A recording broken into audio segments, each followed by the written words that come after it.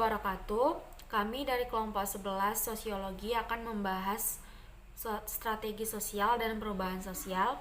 Baiklah, di sini saya bersama teman-teman saya, yaitu saya sendiri, Siti Rahma Rambe, Syafitri Anggrika, dan Pardianti. Baiklah, yang pertama, strategi sosial. Individu merupakan makhluk kreatif yang mampu untuk menciptakan suatu barang dalam setiap aktivitas yang dilakukan.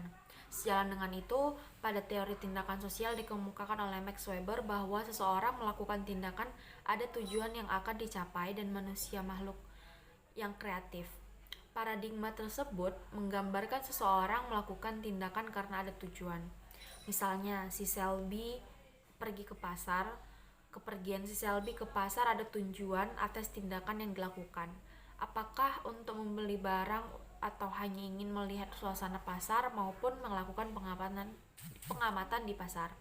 Tindakan tersebut pasti mempunyai tujuan dan meraih keinginan atas perbuatannya. Tujuan yang akan dicapai tersebutlah yang merupakan salah satu cara masyarakat untuk bisa melangsungkan aktivitas untuk kehidupan sebagai manusia. Masyarakat bertindak tidak saja mengutamakan atas kepentingan, akan tetapi juga terstruktur yang mengakibatkan mereka bertindak dan berubah atas tindakan yang dilakukan. Perubahan mata pencarian yang terjadi dalam masyarakat tidak atas kepentingan sendiri, tetapi akan struktur yang menjadikan mereka untuk bertindak atas aktivitas tersebut.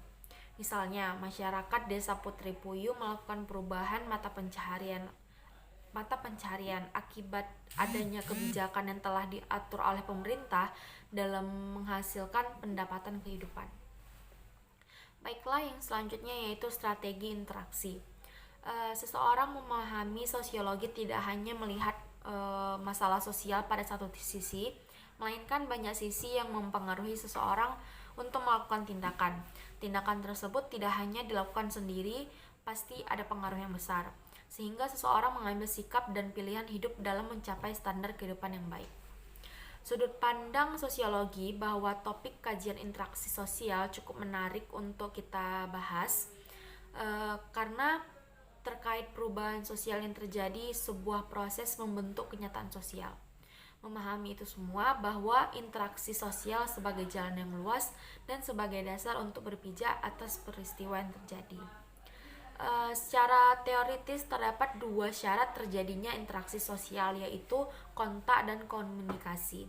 Kontak dan komunikasi terjadi tidak hanya dipengaruhi oleh tindakan yang dilakukan, melainkan ada respons atau tanggapan yang dilakukan oleh seseorang dalam melakukan aktivitas hidupnya. Seseorang melakukan kontak sosial tidak saja melalui tatapan muka atau langsung bertemu dan menceritakan apa tujuan dari tindakan tersebut, melainkan kontak sosial dapat dilakukan untuk melalui kontak tak langsung atau tanpa bertemu antara individu satu dengan individu lainnya. Memahami kontak sosial terbagi atas dua, yaitu kontak sosial yang disebut dengan primer atau langsung, dan kontak sosial yang disebut dengan sekunder atau tanpa bertemu. Selain itu, ada komunikasi, yaitu komunikasi sosial yang dilakukan oleh individu mempunyai makna atas tindakan yang dilakukan. Penafsiran atas makna seseorang tentunya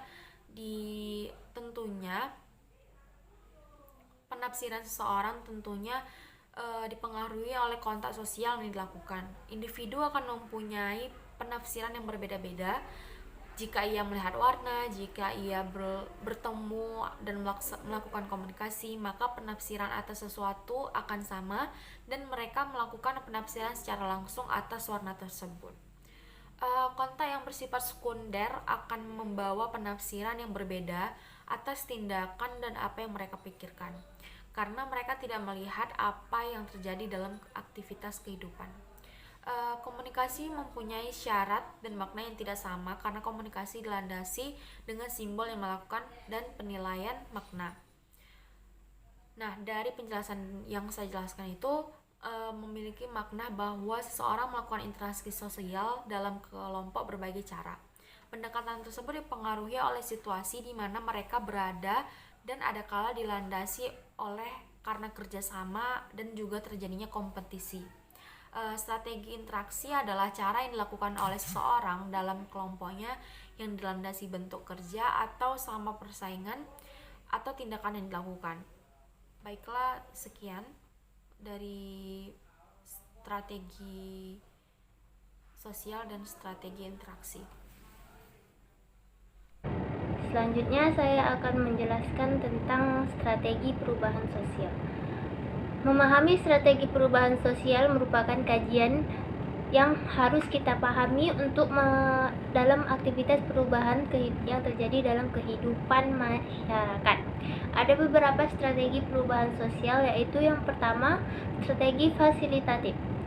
Perubahan sosial merupakan perubahan yang kepada pola perilaku, hubungan sosial, lembaga, dan struktur sosial pada waktu tertentu. Agen perubahan sosial bertindak sebagai fasilitator yang dapat menyediakan berbagai informasi, sumber daya, dan sarana konsultasi.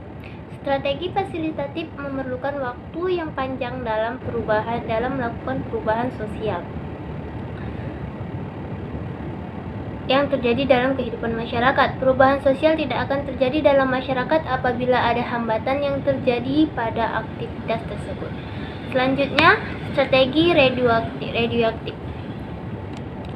Strategi radioaktif merupakan strategi yang menerima inovasi dan mengetahui segala hambatan yang terjadi dalam perubahan atau aktivitas masyarakat.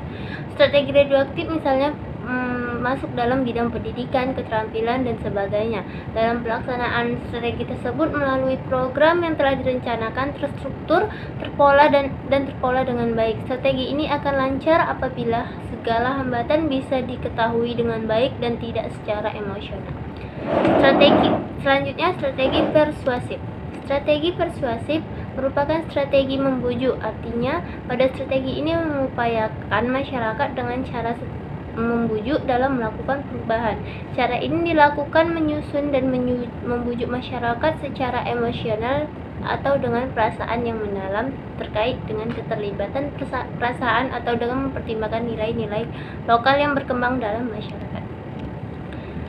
Yang keempat, strategi kekuasaan, yaitu strategi yang dilakukan dengan cara kekerasan atau paksaan serta ancaman yang diberikan kepada masyarakat. Strategi ini bersifat negatif, bisa menghilangkan nama baik ketika melakukan perubahan. Strategi kekuasaan akan efektif apabila masyarakat mendukung dalam melakukan perubahan dan ada ganjaran atau hadiah sebagai motivasi dalam masyarakat. Cara ini menjadikan masyarakat menjadi kuat dalam melakukan perubahan sosial yang optimal. Yang kelima, strategi kekuasaan versus non-kekerasan. Masyarakat tidak bersifat statis, melainkan dinamis. Artinya masyarakat pasti mengalami perubahan dan banyak permasalahan yang dihadapi tidak terlepas dari konflik. Penyelesaian konflik biasa dilakukan dengan kekerasan, sehingga ada peribahasa yang dianut masyarakat, yaitu nyawa dibalas nyawa. Artinya masyarakat cenderung berpikir bahwa penyelesaian suatu masalah dapat diatasi dengan melakukan kekerasan secara fisik. Yang selanjutnya, saya akan menjelaskan strategi bertahan hidup. Strategi bertahan hidup merupakan suatu proses yang dilakukan oleh masyarakat lokal atau penduduk lokal dalam kehidupannya untuk membangun suatu kegiatan dan kapabilitas dukungan sosial yang bersifat ragam dalam rangka bisa meningkatkan taraf hidup dan meningkatkan perekonomian dalam aktivitas rumah tangga. Hal tersebut menunjukkan bahwa masyarakat lokal atau penduduk lokal mempunyai usaha untuk melangsungkan kehidupannya. Oleh sebab itu, semua permasalahan hidup dan rintangan yang dihadapi dapat diselesaikan dengan optimal dan secara baik dalam menghadapi standar kehidupan yang baik juga. Baik, sampai sini. Perubahan sosial sebagai kajian sosiologi. Manusia adalah makhluk sosial yang bersifat dinamis. Tingkat keragaman sebagai makhluk sosial terorganisasi secara sederhana sampai kepada tingkat yang kompleks. Manusia pada masa klasik menopang hidup melalui berburu, meramu, sampai kepada menguntungkan diri sendiri pada tingkat industri. Menurut Ibnu Khaldun bahwa manusia makhluk sosial, di mana manusia merupakan pada kenyataannya menolong diri sendiri dalam aktivitasnya. Manusia menyadarkan dirinya maupun orang lain, misalnya menanam, memasak, dan sebagainya. Sosiologi pada hakikatnya bukanlah ilmu murni, melainkan ilmu yang mengembangkan pengetahuan yang bersifat terapan. Kajian ilmu sosiologi adalah kajian tentang kehidupan sosial manusia. Kajian ilmu sosiologi membicarakan tentang hakikat dan sebab tindakan manusia melalui sesuatu. Selain itu, menurut Figger dalam Naruko, bahwa kajian ilmu sosiologi juga melihat tentang perilaku manusia yang selalu dilihat dan dikaitkan dengan struktur-struktur masyarakat dan kebudayaan yang dimiliki, dibagi dan ditunjung bersama dalam mencapai tujuan bersama. Jika kita bandingkan dengan suatu disiplin ilmu, seperti ilmu psikologi sangat berbeda, di mana ilmu sosiologi memusatkan perhatiannya kepada pikiran dan tindakan daripada individu. Akan tetapi, pada kajian ilmu sosiologi memusatkan perhatiannya pada kelompok atau masyarakat yang selalu mengalami perubahan atau bersifat dinamis. Dalam kajian ilmu sosiologi bersifat luas dan menyeluruh di semua aktivitas manusia. Pada disiplin ilmu sosiologi, ada faktor yang melatar belakangi kelahirannya adalah krisis-krisis yang terjadi dalam masyarakat. Artinya, adanya kejadian dan perubahan yang dialami oleh manusia atau masyarakat dalam aktivitas sehari-hari. Kajian sosiologi merupakan ilmu yang mempelajari fenomena yang terjadi dalam kehidupan masyarakat. Fenomena tersebut terkait dengan apa yang terjadi dalam kehidupan masyarakat karena manusia merupakan makhluk hidup yang mengalami perubahan. Artinya, tidak ada manusia atau masyarakat yang tidak mengalami perubahan pada aktivitas kehidupan sehari-hari. Perubahan tersebut tidak saja pada tingkat makro, melainkan pada tingkat mikro. Perubahan dapat juga terjadi dari segala aspek, baik aspek secara luas maupun aspek secara sempit. Aspek tersebut dapat berupa aspek perilaku dan pemikiran, yaitu pada aspek sempit. Sedangkan pada aspek secara luas terjadi pada aspek struktur yang mempengaruhi perkembangan dalam kehidupan masyarakat. Kajian perubahan sosial mulai pada abad ke-18 yang dibawa oleh pemikir Islam yang bernama Ibnu Khaldun. Dia termasuk orang yang pertama kali memperkenalkan kajian perubahan sosial. Pada kajiannya, perubahan sosial, Ibnu Khaldun mengembangkan teorinya bernama teori siklus.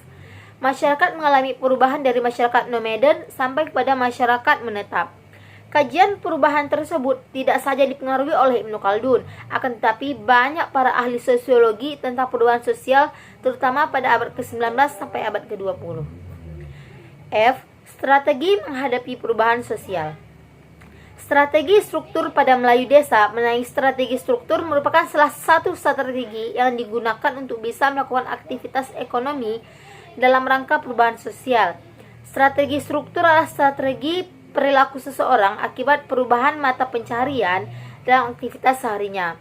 Untuk bisa tetap bertahan hidup, mereka melakukan aktivitas yang dulunya mereka tidak melakukannya. Misalnya, menanam palawija di antara tanaman karet atau dikenal dengan istilah tumpang sari. Strategi migrasi sebagai pilihan terkait Melayu desa, perubahan mata pencaharian dalam masyarakat berdampak terhadap perubahan yang lain, terutama kepada struktur masyarakat perdesaan.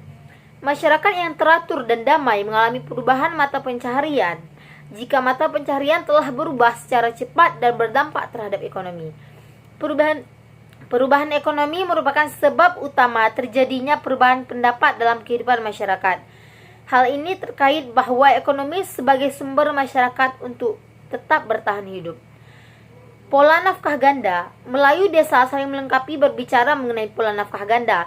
Tidak sebuah kajian yang baru, melainkan banyak para peneliti telah melihat dan mengkaji secara detail permasalahan tersebut.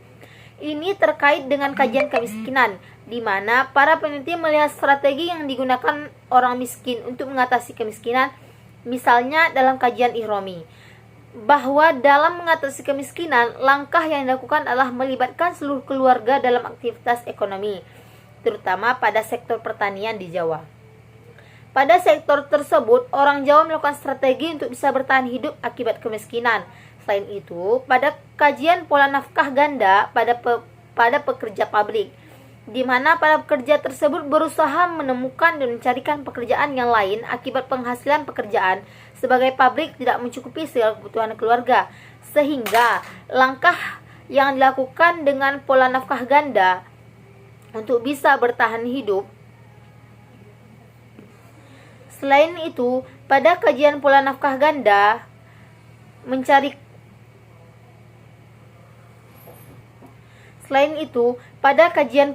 ganda pada pekerjaan pabrik, di mana para pekerja tersebut berusaha menemukan dan mencarikan pekerjaan yang lain akibat penghasilan pekerjaan sebagai pabrik tidak mencukupi segala kebutuhan keluarga, sehingga langkah yang dilakukan dengan pola nafkah ganda. Untuk kasus kemiskinan ini, kami bahas dalam bab ini. Strategi substruktur pada desa Melayu memahami masalah perubahan mata pencaharian merupakan masalah yang terjadi dalam kehidupan masyarakat yang perlu diatasi dan perlu kita mengetahui sebab dan akibat perubahan. Menurut Marvin Harris, bahwa perubahan mata pencaharian atau ekonomi membawa dampak kepada perubahan pemikiran masyarakat. Artinya, masyarakat berusaha menemukan ide baru untuk menyelesaikan persoalan yang terjadi. Ide tersebut muncul ketika segala aktivitas yang terjadi dilihat dan dirasakan akibat kondisi dan situasi. Perubahan mata pencaharian tidak saja berperilaku yang makin berubah, melainkan masyarakat harus bisa memikirkan langkah yang diambil untuk bertahan hidup. Komponen substruktur terdiri meliputi pendidikan sebagai orientasi ekonomi, dan nilai ekonomi akan bergeser.